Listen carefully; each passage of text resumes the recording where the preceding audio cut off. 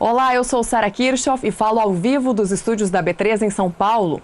E a percepção de risco fez com que o Ibovespa permanecesse em baixa nesta terça-feira e diminuiu a queda do dólar frente ao real, observada no início da manhã de hoje.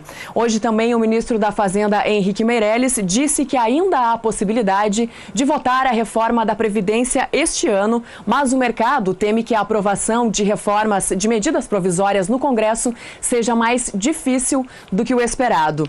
Nos Estados Unidos, a possibilidade da aprovação da reforma tributária do país norte-americano até o fim de novembro também agradou os investidores. A combinação de tudo isso fez com que a moeda norte-americana terminasse o dia de hoje com uma queda, mas menos acentuada do que aquela observada no início do dia, uma queda de 0,30% frente ao real, encerrando o dia de hoje a moeda norte-americana aos R$ 3,27 mais 30. O índice Bovespa, como eu já antecipei também, terminou o dia para baixo hoje, queda de 0,36% no principal índice aqui da B3, puxado principalmente pelos papéis dos bancos. Com isso, índice Bovespa termina o dia de hoje aos 74.528 pontos.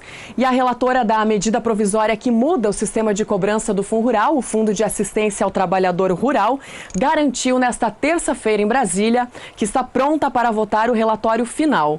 Segundo a deputada Tereza Cristina, a expectativa é de que seja marcada para amanhã uma sessão especial para a leitura do relatório na corrida contra o tempo. O relatório está pronto, já está na comissão especial e nós estamos aguardando a convocação pelo presidente da comissão, o senador Dário Berger, da reunião. Nossa preocupação é o prazo, porque a medida provisória expira, ela caduca, né, para falar um termo mais, no dia 28 de novembro. Nós temos que ler o relatório na comissão, geralmente pedem vistas do relatório, é normal. Se não pedir, vai para a Câmara. Mas o grande problema é que nós temos 9 medidas provisórias na fila para serem apreciadas e votadas pelo plenário da Câmara Federal. Então, assim que ele for lido e aprovado na comissão, ele precisa de um regime de urgência, que nós vamos falar com o presidente Rodrigo Maia, para que esse prazo não expire. Depois de passado pela Câmara, ele precisa ir para o plenário do Senado e só então ele vai à sanção presidencial. A nossa preocupação é que nós temos em novembro esses 2 feriados, né, finados e depois lá no dia 15, e a Câmara já disse hoje que vai trabalhar semana que vem de segunda a sexta, mas na outra semana não haverá expediente. Então nós temos menos tempo ainda, ficamos mais premidos pelo tempo para que essa medida provisória não caduque. O relatório está pronto, vamos dizer, a adesão é opcional, mas é uma ferramenta a mais que o produtor tem, né, para que ele possa não ficar inadimplente com a Receita Federal. Né? E o ano que vem, é um ano eleitoral, essa medida provisória, se caducar, não poderá ser reeditada, e aí nós teremos um grande problema nas mãos dos produtores rurais, que vão ter as suas dívidas no valor original, sem perdão de multa, juros, sucumbência, enfim, o valor original dos últimos 5 anos, o que é muito pesado para a classe produtora.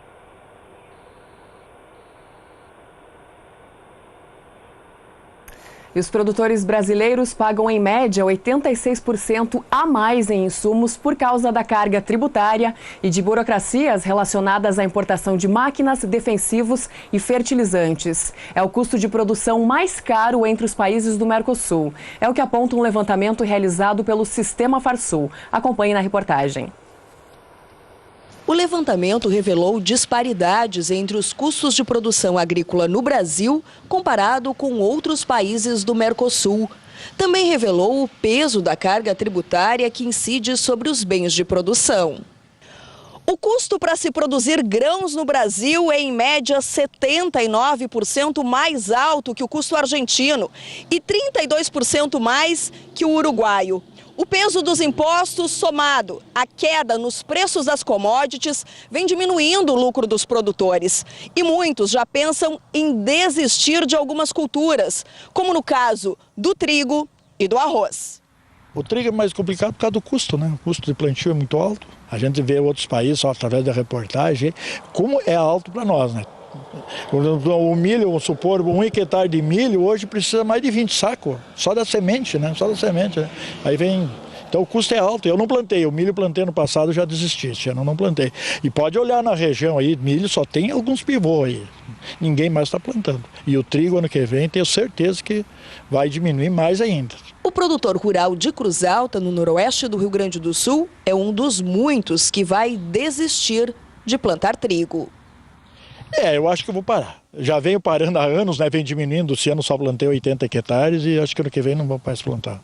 A competitividade do produtor brasileiro é prejudicada pelas dificuldades impostas na importação.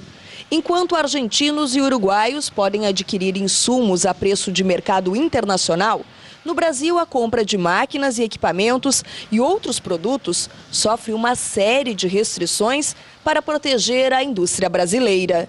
As requisições de inspeção e liberação de departamentos técnicos, além da incidência de taxas, impostos de importação, PIS, COFINS, ICMS, são mecanismos que fecham o país para a livre concorrência. O governo se vê, continuar vendo com esses olhos que ele vê, o agronegócio vai ser uma atividade que vai ser inviável, né? Porque é muito investimento, as sojas mudaram muito, estão produzindo bem mais do que há 5, 6 anos atrás, sim, mas está se exigindo muito mais tratamento, né? A gente faz 5 tratamentos que são caríssimos aí, hoje passa em torno de R$1.000 por hectare para te... De líquido, né, de químico num pulverizador para te fazer 1 hectare. Então essas empresas que vendem esse produto estão ganhando bastante dinheiro, mas nós, agricultor, está sobrando uma fatia muito, muito pequena. Quem não administrar bem e ver bem os seus custos vai se tornar inviável em pouco tempo. Em 2 anos, 3 anos, continuar nessa curva aí, vai ser difícil manter o agricultor no campo. O estudo realizado pela Federação da Agricultura do Rio Grande do Sul analisou ainda os tributos que incidem sobre insumos, serviços agrícolas, manutenção e distribuição e colheita em 4 culturas. O estudo concluiu que o maior peso está na produção do arroz, já que os impostos para o cultivo deste grão representam 30,26% do custo total. Na sequência vem o milho, a soja e o trigo. Na fase da colheita, os tributos representam 35,83% do custo de produção em todas as culturas analisadas.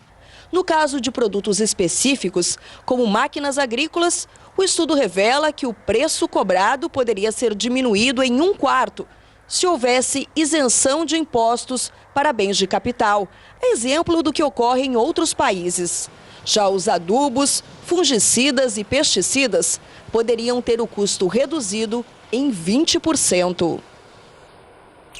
E além dos altos custos de produção, outros desafios do trabalho no campo, outro desafio no trabalho no campo também são as condições climáticas. E para saber se o tempo vai contribuir para a colheita do trigo no centro-sul do país, Juliana Rezende, da Somar Meteorologia, tem as informações. Agroclima, oferecimento Biomatrix, sinal verde para alta qualidade em grão e silagem de milho. Olá, boa tarde a todos. Nos últimos dias, uma frente fria ajudou a garantir chuvas na região sul. Agora, esse sistema avança pela costa do sudeste. E mais os ventos no alto da atmosfera ainda conseguem garantir chuvas abrangentes em grande parte do centro-sul do Brasil. Os índices de umidade do solo ainda seguem elevados, tanto na região sul, Mato Grosso do Sul, estado de São Paulo e também no sul de Minas Gerais. Agora, nos próximos dias, vai ter previsão de chuva abrangente em grande parte do centro-sul. As pancadas mais fortes ainda vão ficar restritas na região centro-oeste e também no norte de Minas Gerais. Com o afastamento da frente fria da região sul, agora o tempo começa a ficar um pouco mais seco. Não tem previsão de chuva nos próximos 5 dias na metade sul gaúcha, enquanto que na maior parte da região sul, como praticamente todo o Rio Grande do Sul e também o estado de Santa Catarina, as pancadas ainda podem ocorrer, mas de forma muito fraca e também isolada. Esse tempo mais seco, agora que vai predominar na região sul, volta a trazer melhores cenários para os produtores de trigo, que já foram muito prejudicados devido às últimas condições condições climáticas, especialmente durante o desenvolvimento das lavouras. Agora, no decorrer da próxima semana, esse tempo seco na região sul ainda vai persistir, especialmente em grande parte do estado gaúcho. Tem previsão de chuva, mas muito fraca e também irregular. As instabilidades vão seguir concentradas nas áreas mais centrais do Brasil e a chuva vai seguir mais forte, tanto na região centro-oeste e grande parte da região sudeste. Acumulados em torno de 30 milímetros na maior parte do sudeste e centro-oeste, enquanto que no norte do estado de Goiás e também no norte de Minas Gerais, previsão de chuva um pouco mais intensa e também mais frequente. No decorrer do terceiro período, essa chuva no centro-sul ainda vai seguir persistente e com forte intensidade. Agora, a chuva vai conseguir se concentrar entre Mato Grosso, Goiás e também Minas Gerais, acumulados que podem alcançar até 50 milímetros. Os ventos no alto da atmosfera ainda vão seguir transportando bastante umidade da Amazônia, por conta disso é que vai ter atuação deste canal de umidade. Agora, as instabilidades em grande parte do Mato Grosso do Sul, estado de São Paulo e também na região sul vão perder bastante intensidade, mas ainda vai ter previsão de chuva muito fraca e também irregular. Então, ao longo das próximas semanas, as instabilidades vão diminuir de intensidade na região sul, especialmente os produtores de trigo é que vão ser favorecidos depois de episódios de chuvas mais expressivos que acabaram atrapalhando o andamento da colheita. Daqui a pouco eu volto com mais previsão do tempo.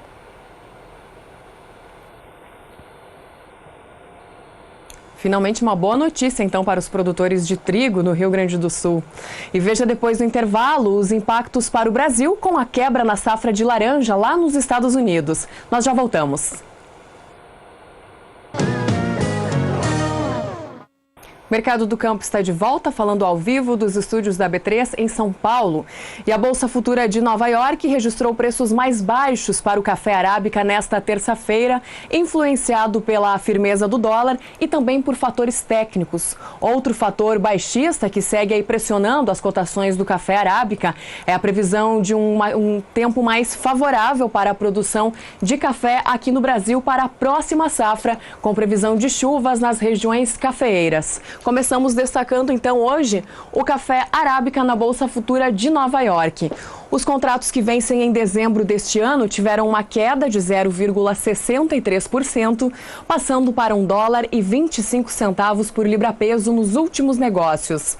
Contratos com vencimento em março do ano que vem tiveram uma queda de 0,65% a $1,28 por libra-peso.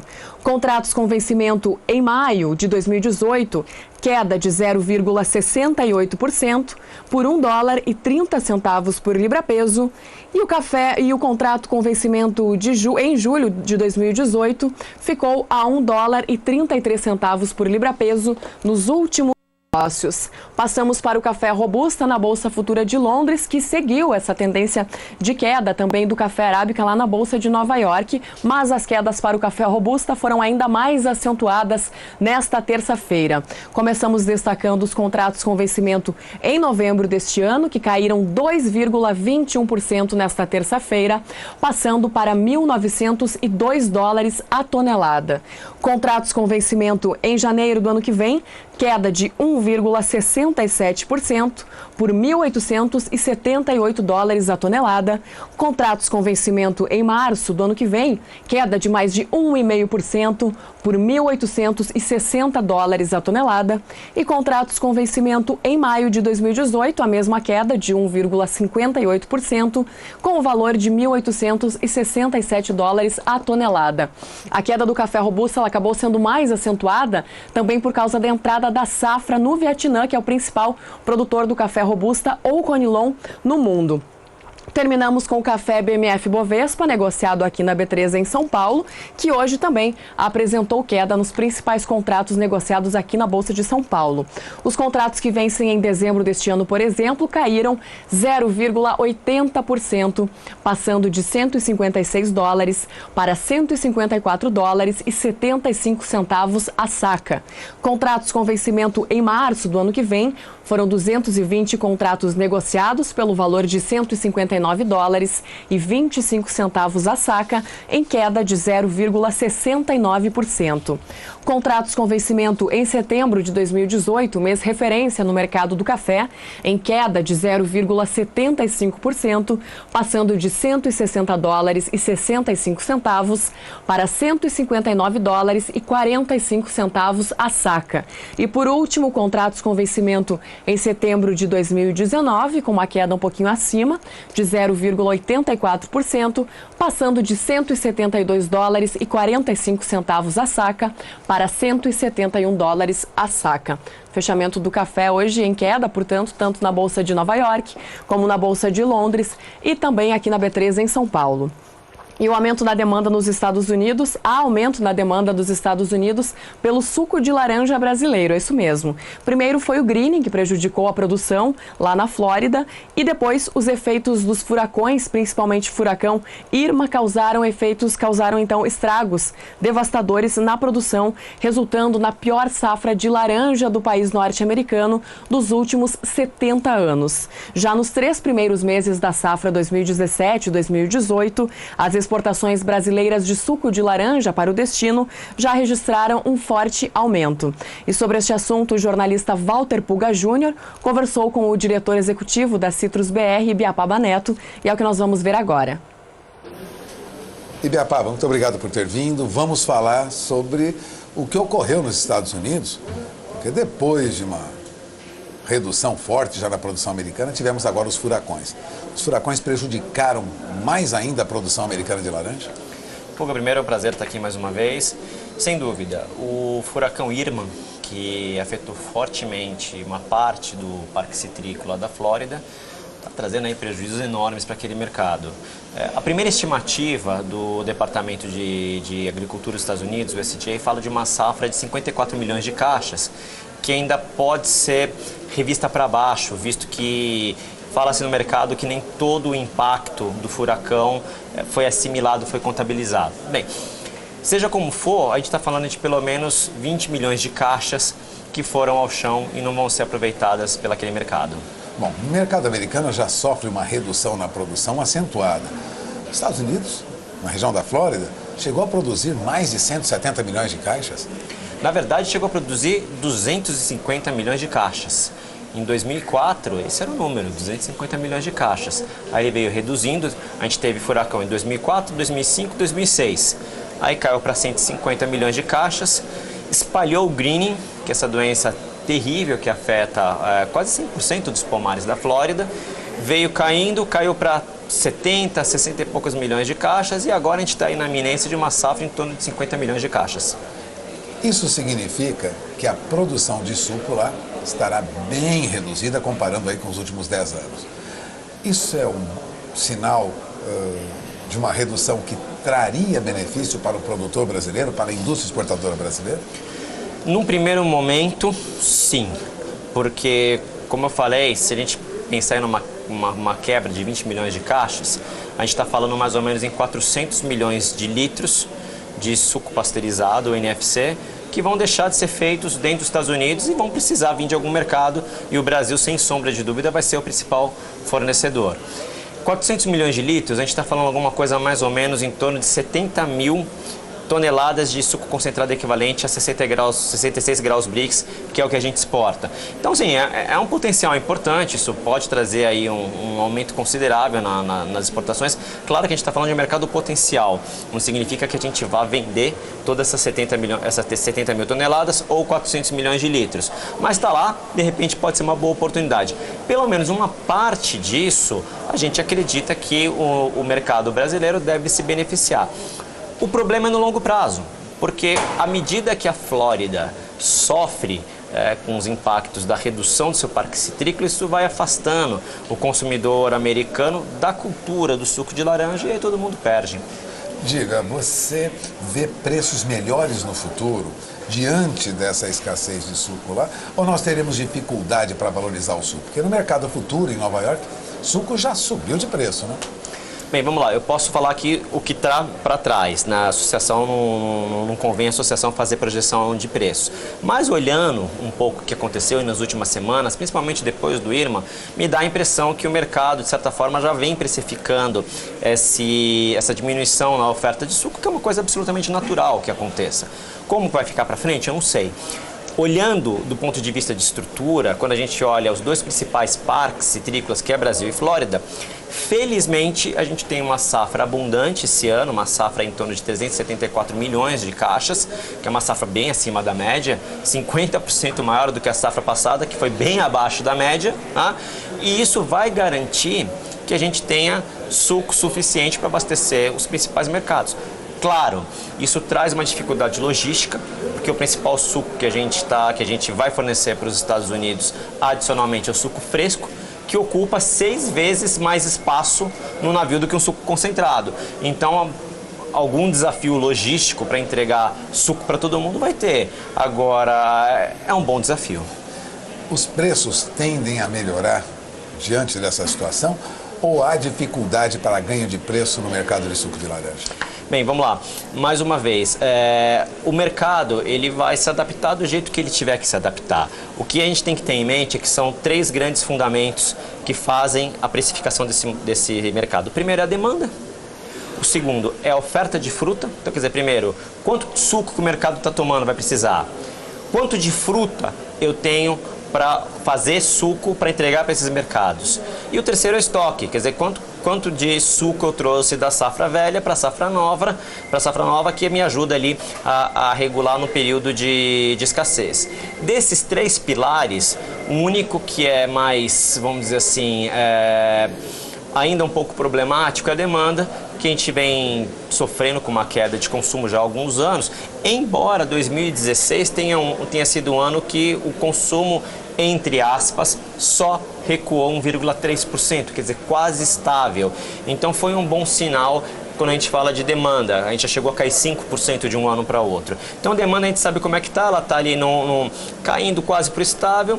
A gente tem uma oferta de fruta muito ajustada, que mesmo com a safra brasileira sendo uma safra relativamente grande, existe uma deficiência enorme na Flórida, e estoques de suco que passaram nos menores níveis históricos agora em 30 de junho passado. E quando a gente projeta para 30 de junho de 2018, a Citrus BR a gente tinha projetado em torno de 200 mil toneladas de estoque de passagem, que também é um estoque bastante justo, seria aí o segundo estoque mais ajustado da história, uma vez se confirmando, né? E que agora ainda vai ter uma demanda adicional de suco dos Estados Unidos. Então, quer dizer, pode ser menos do que a gente tinha projetado. Quanto? Não sei. Vai depender de quanto suco adicional o mercado americano for demandar. Agora, sem sombra de dúvida, os fundamentos me parecem dar sustentação para os preços do suco. Quanto? Não sei, isso é o mercado que vai dizer. Bom, nós teremos aí um levantamento, você lembrava isso pouco antes da entrevista, mais realista, vamos dizer assim, agora no começo de novembro, sobre a situação da safra na Flórida. Ainda não teríamos capacidade para avaliar corretamente tudo que ocorreu lá em função do furacão. Mas a perspectiva é de que os danos são acentuados mesmo, não? Não, o estrago feito nos pomares foi bastante severo. Quando a gente tem que dar credibilidade para o trabalho que o USDA faz, que é extremamente sério, é um trabalho muito comprometido com a acurácia dos dados. Agora, eles começaram a fazer a estimativa de safra antes do furacão e terminaram depois.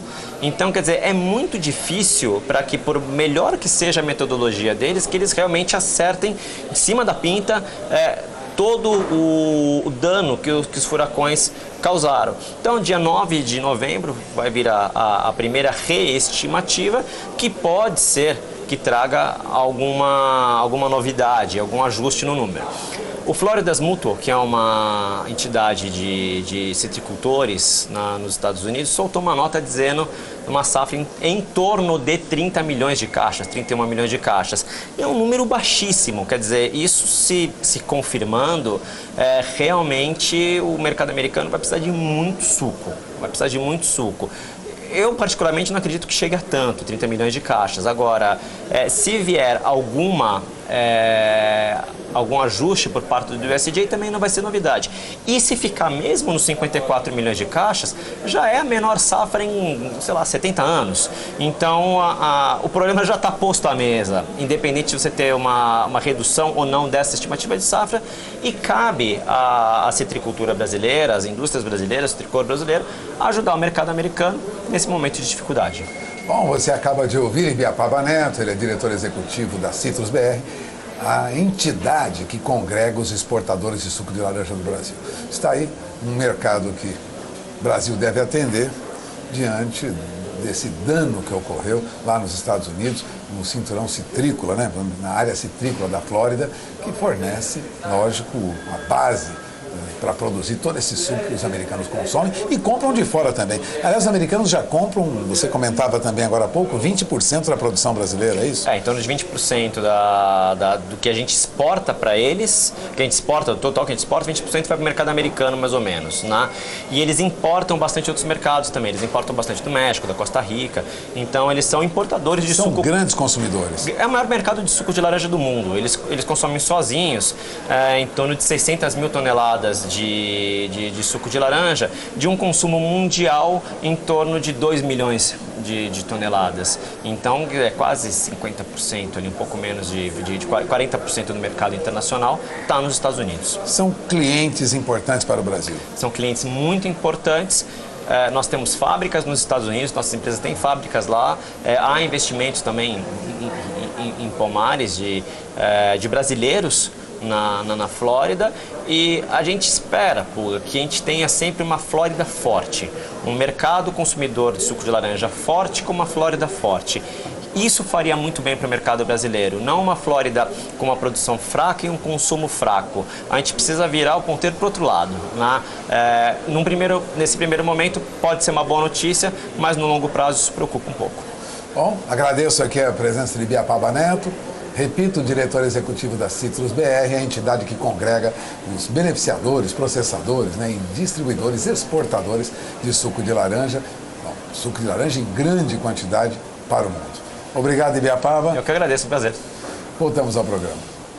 E por aqui a gente segue falando de laranja, apresentando agora o último levantamento do CEPEA, o Centro de Estudos Avançados em Economia Aplicada, para a laranja pera in natura. De acordo com o último levantamento do CEPEA, o valor para a caixa de 40 quilos e 800 gramas registrou uma queda de 0,50%, passando de R$ 20,02 a caixa para R$ 19,92. Mas no acumulado do mês de outubro, que termina hoje, a laranja pera in natura vem com uma alta de mais de 4%. Esse é o valor médio pago para o citricultor das principais regiões produtoras do estado de São Paulo a prazo e não inclui os custos de colheita nem frete. Portanto, laranja pera in natura em alta de mais de 4% no acumulado do mês de outubro, de acordo com o indicador CEPEA. E dos preços da laranja, já vamos passar para os preços do suco de laranja na Bolsa Futura de Nova York, que hoje apresentou queda em 2 contratos e estabilidade em um desses contratos também, no contrato de março. Começamos destacando o contrato que vence em novembro deste ano, que caiu 0,35% nesta terça-feira, passando para $1,54 por libra-peso. Os contratos com vencimento em janeiro do ano que vem tiveram uma leve queda de 0,09%, passando para $1,55 por libra-peso, enquanto os contratos com vencimento em março de 2018 não tiveram variação nesta terça-feira e permanecem a $1,54 por libra-peso. Informações, portanto, para o mercado de laranja, impactos dos Estados Unidos aqui na produção brasileira. E veja depois do intervalo a previsão do tempo para o centro-norte do país e também o fechamento dos futuros da soja e do milho na Bolsa de Chicago e também aqui na B3 em São Paulo. Nós já voltamos. Mercado do Campo está de volta, falando ao vivo dos estúdios da B3 em São Paulo. Agora 6 horas e 11 minutos, horário de Brasília. E a Polícia Federal deflagrou hoje a segunda fase da Operação Turbocred. O objetivo é combater o desvio de verbas públicas por meio de fraudes em financiamentos agrícolas operados pelo Banco do Brasil entre os anos de 2012 e 2015, segundo nota divulgada pela própria imprensa do Banco do Brasil. De acordo com essa nota, os policiais federais cumprem 39 mandados de busca e apreensão nos estados de São Paulo, Minas Gerais, Mato Grosso, Espírito Santo e Goiás. As diligências ocorrem em residências de tomadores de empréstimos fraudulentos, funcionários e ex-funcionários do Banco do Brasil e também de pessoas que atuaram como laranjas nas fraudes. E a previsão do tempo deve ser favorável para os produtores de cana nos próximos dias. Mais detalhes da reportagem para o centro-norte do país, com Juliana Rezende, da Somar Meteorologia. Com as instabilidades agora conseguindo se espalhar pela metade norte do Brasil devido aos ventos no alto da atmosfera, que vai conseguir transportar essa umidade da Amazônia e acabar concentrando chuvas, principalmente nas áreas mais secas do centro-norte do Brasil, que são essas áreas em vermelho e também laranja do mapa. Então, no decorrer dos últimos períodos, devido à irregularidade das chuvas, a disponibilidade hídrica do solo diminuiu bastante nessas áreas e acabou prejudicando principalmente o desenvolvimento das lavouras de cana-de-açúcar.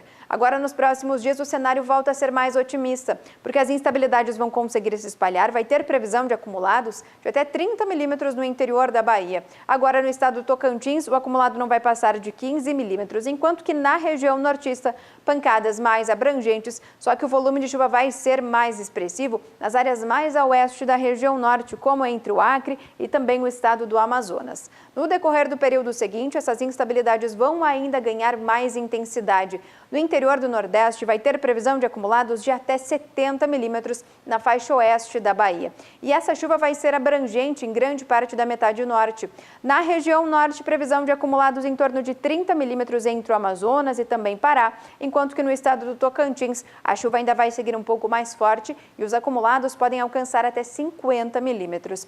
No decorrer do terceiro período, essa chuva agora já vai começar a perder um pouco mais de intensidade entre a região norte e também a região nordeste. Os acumulados vão ficar menores agora, tanto entre o estado do Tocantins como também o interior da Bahia, e não devem passar de 15 milímetros. Agora, na região nortista, as chuvas vão voltar a migrar para a faixa mais a oeste. Volta a chover forte entre o Amazonas, Rondônia e também o Acre, com acumulados que podem alcançar até 50 milímetros. Então, no decorrer das próximas semanas agora, lavouras de cana-de-açúcar vão ser beneficiadas da metade norte. Isso porque as instabilidades vão conseguir se espalhar e ainda ganhar intensidade. Com isso, essa chuva tem potencial para aumentar, mesmo que de forma pontual, a disponibilidade hídrica do solo. Hoje eu encerro por aqui a minha participação. Até mais! Até mais, Juliana. E mesmo com a colheita abaixo dos últimos 5 anos, o avanço dos trabalhos nos Estados Unidos pressionaram as cotações do milho hoje na Bolsa de Chicago. Os futuros do grão também acompanham o movimento de queda do trigo lá na Bolsa de Chicago. Lembrando que os dois produtos são substitutos na ração animal. De olho no painel, começamos destacando o contrato com vencimento para o mês de dezembro deste ano, que hoje teve uma queda de 0,86% lá na Bolsa de Chicago, apresentando o valor de $3,45 o bushel nos últimos negócios. Contratos com vencimento em março do ano que vem, em queda de 0,89%. por $3,59 o bushel. Contratos com vencimento em maio de 2018, em queda de 0,87% a $3,68 o bushel, e contratos com vencimento em julho de 2018, em queda de 0,79% por $3,76 o bushel. De acordo com o último levantamento do Departamento de Agricultura dos Estados Unidos, até o dia 29 de outubro, a área colhida colhida do milho lá no país norte-americano estava em 54%. No mesmo período do ano passado, a colheita estava em 73% e a média dos últimos 5 anos para esta época é de 72%. A colheita, então, como eu falei, está um pouco abaixo dos últimos anos, mas ela tem avançado um pouco acima do que o mercado estava esperando. Passamos para o milho negociado aqui na B3 de São Paulo, que teve um movimento diferente do milho lá na Bolsa de Chicago. Hoje os futuros do milho BMF Bovespa tiveram alta aqui em São Paulo e eu começo destacando o contrato com vencimento em novembro deste ano, com 540 negociações no valor de R$ 31,88 a saca, em alta de 0,63%. Contratos com vencimento em janeiro do ano que vem, em alta de quase 0,5%, por R$ 33,09 a saca. Contratos com vencimento em março de 2018, em alta de 1,22%, por R$ 33,99 a saca. E contratos com vencimento em maio de 2018, em alta de 0,88%, passando de R$ 32,83 para R$ 33,12 a saca. Do milho passamos para a soja na Bolsa de Chicago, que teve um dia de poucas variações nesta terça-feira. Os contratos que vencem em novembro deste ano subiram 0,10%, apresentando o valor de $9,73 o bushel. Contratos com vencimento em janeiro com uma leve variação positiva de 0,02%, por $9,84 o bushel. Contratos com vencimento em março sem variação permanecem por $9,95 o bushel. E contratos com vencimento em maio de 2018, com a leve alta de 0,02%, negociados por $10,04 o bushel. Ontem, o Departamento de Agricultura dos Estados Unidos também divulgou dados referentes da soja, mostrando uma previsão de rendimento para a soja norte-americana, indicando que 83% da safra foi colhida até o momento. E também há relatos que indicam uma produtividade menor nas lavouras colhidas mais tarde. Esses foram os dados divulgados ontem pelo Departamento de Agricultura dos Estados Unidos. Para encerrar o programa de hoje, soja BMF Bovespa, negociada aqui na Bolsa de Valores de São Paulo. Contratos com vencimento em janeiro de 2018, sem variação. A saca permanece por $21,70 e contratos com vencimento em março do ano que vem, também sem variação, permanece então o valor de $21,93 a saca. Fechamento da soja para esta terça-feira, dia 31 de outubro.